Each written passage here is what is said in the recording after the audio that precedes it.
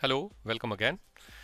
सो इस बार हम लोग जाएंगे स्ट्रैटेजी बिल्डर पे। Now creating a new strategy from A strategy builder. पहले तो मैं थोड़ा स्ट्रैटेजी बिल्डर के आपके बारे में बताऊँ। It is kind of A screener. Now screener एक पार्ट होता है कि वो सिर्फ सेलेक्ट करके स्टॉक्स बताता है कि कौन से स्टॉक्स ये क्राइटेरिया मीट करते हैं।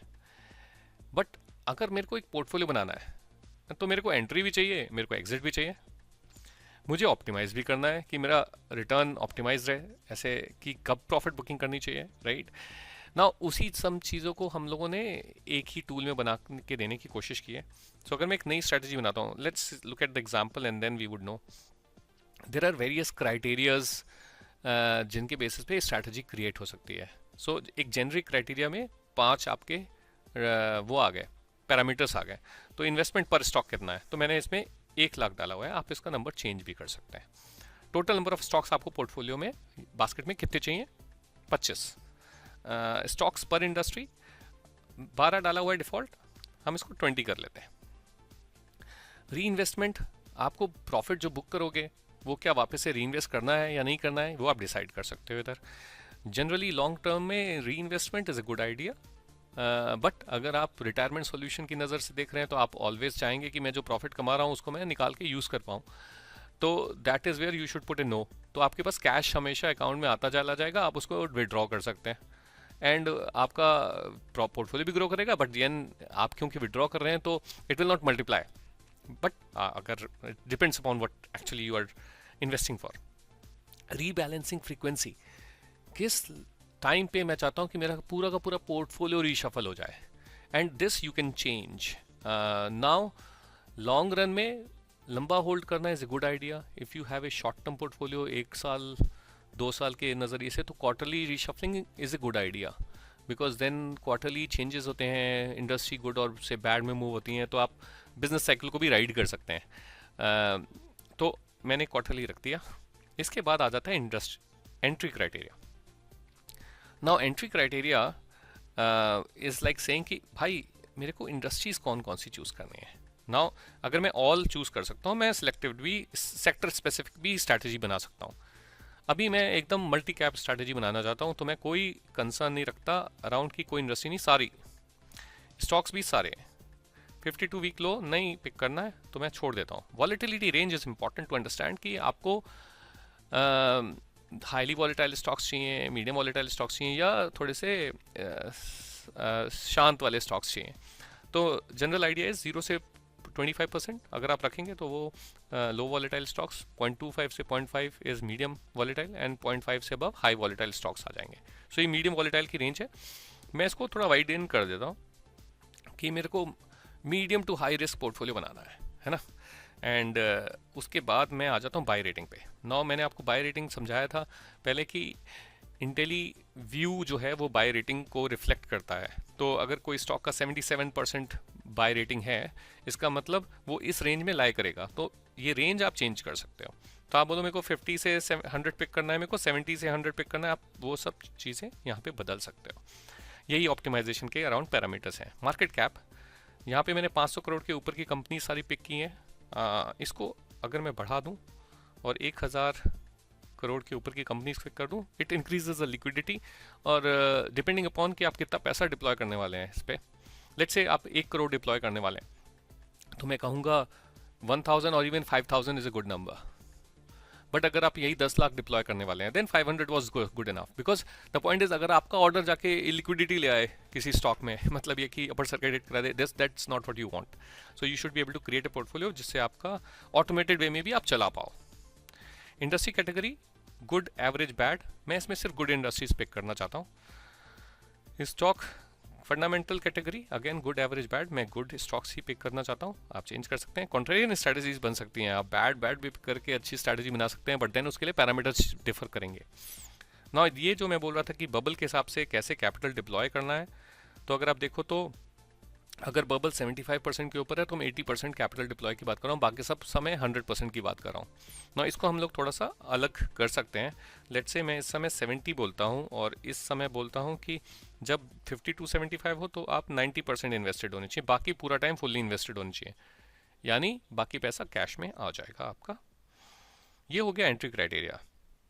इसके बाद आता है एग्जिट क्राइटेरिया, यानी आपको स्टॉक्स आपके पोर्टफोलियो में आ गया है, आपको कभी ना कभी तो उसको एग्जिट करना है, तो उसके लिए आप सेल रेटिंग देख सकते हो। तो कोई जैसे ही हमारे इंडिकेटर्स के हिसाब से सेल में चला जाए 60 और अबव, तो आप उसको सेल कर दें। बुक प्रॉफिट, मैं 35% पे प्रॉफिट बुक करना चाहता हूँ, मैं इसको बढ़ा भी सकता हूँ, मैं इसको कम भी कर सकता हूँ।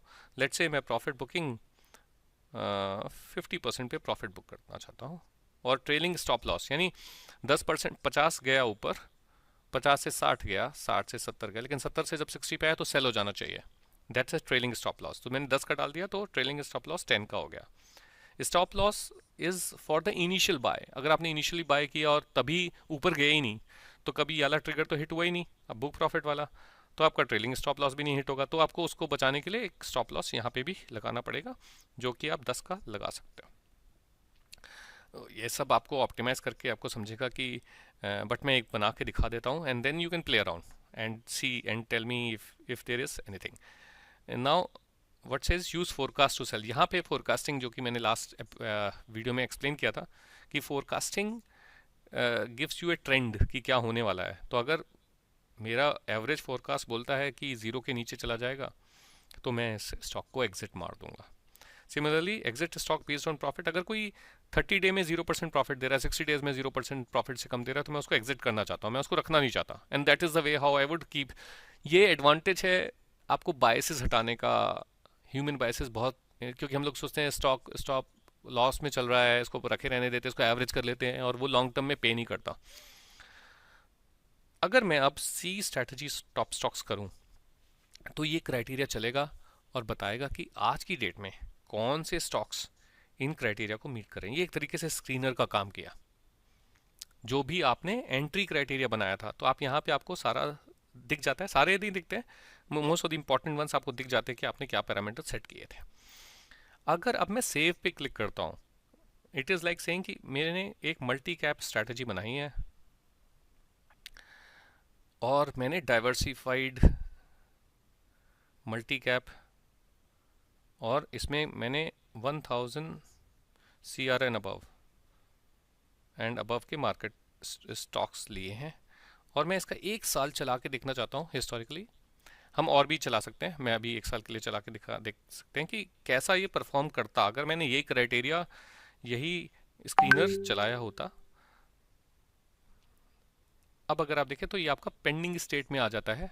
स्ट्रैटेजी जो मैंने मल्टी कैप अभी बनाई थी, यही स्ट्रैटेजी है। It takes about less than a minute to run, and then it will show you results कि आपने 1 लाख रुपए 25 स्टॉक्स में अगर एक साल पहले लगाए होते इसी स्ट्रैटेजी में, तो कौन कौन से स्टॉक्स बाय सेल में हो गए होते, कौन कौन से, कितना पीएनएल आपने बनाया होता। तो अगर आप अभी पेंडिंग में जाएंगे, तो अभी पेंडिंग में ही है, एंड इसको कंप्लीट होने देते हैं। मैं देख सकता हूँ कि चल रहा है, तो फिनिश हो गया है अभी। एंड देन अगर मैं जाऊँ और मल्टी कैप में जाके व्यू डिटेल्स करूं, तो मेरे को पता चलता है कि हाँ 25 लाख 41 लाख रुपए 41,56,000 बन गए होते 66% रिटर्न के साथ। How it would have done visibles Nifty is also visible. अगर मैं व्यू सिमुलेटेड होल्डिंग्स पे जाऊं, तो मुझे ये पता चलता है कौन कौन से स्टॉक इसमें पिक होके आए होते और उन्होंने कितना रिटर्न बनाया होता, रियलाइज और अनरियलाइज। अनरियलाइज किसी स्टॉक में अगर दिख रहा है, तो यानी वो इस समय भी आपके पोर्टफोलियो में है, और कोई स्टॉक सिर्फ रियलाइज में है, यानी वो अभी हमारे पोर्टफोलियो में नहीं है। तो आप अगर इसको टच करेंगे, तो आपको समझेगा कि कौन कौन सी ट्रांजेक्शन्स हुई होती। सो एग्जांपल, आलूवालिया कंस्ट्रक्शन 13/02/2023 में 488 रुपीज़ पे ख़रीदा होता, और 698 पे 28/7 को बेच दिया होता, और फिर 13/11 को फिर से ख़रीदा होता 211 विद 676 एट ए 676 प्राइस। और अभी का प्राइस क्या चल रहा है वो इंटरेस्टिंग है, तो वो देखते हैं। अभी का प्राइस है 818। सो टाइमिंग तो अच्छी हो गई है। So this is the way how you can now go live now. So you can अगर प्राइवेट मोड में आकर आपको लाइव जाना है, सिर्फ अपने लिए चलानी है, तो आप इसको आप कर दीजिए। लेकिन अगर आप पब्लिक जाना चाहते हैं, तो आपको पास सेबी रजिस्ट्रेशन नंबर होना ज़रूरी है। वो आप यहाँ पे डालेंगे, अपडेट करेंगे, थोड़ा केवाईसी होगा, एंड उसके बाद आपकी स्ट्रैटेजी मार्केट प्लेस पे आ जाएगी, जो और लोग भी सब्सक्राइब कर पाएंगे। तो अगर मैं प्राइवेट करके इसको पब्लिश कर दूं अभी, तो ये विजिबल हो जाएगी मुझको सिर्फ, और मैं इसको सब्सक्राइब कर सकता हूँ, इस पर पैसे डिप्लॉय कर सकता हूँ. This is what I can do. So although ये लंबा वीडियो था, but I think it gave you a enough hint about how you can create a strategy. You can play around with the various parameters.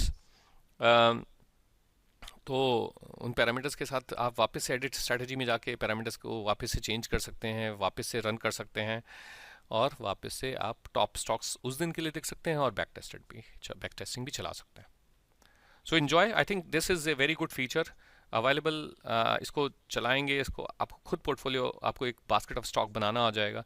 And आप sector specific भी बना सकते हैं, industries specific choose करके आप इसे multi cap रख सकते हैं, आप इसे एकदम लार्ज कैप भी बना सकते हैं. आप मार्केट कैप लेवल पे आप उसको कंट्रोल कर सकते हैं.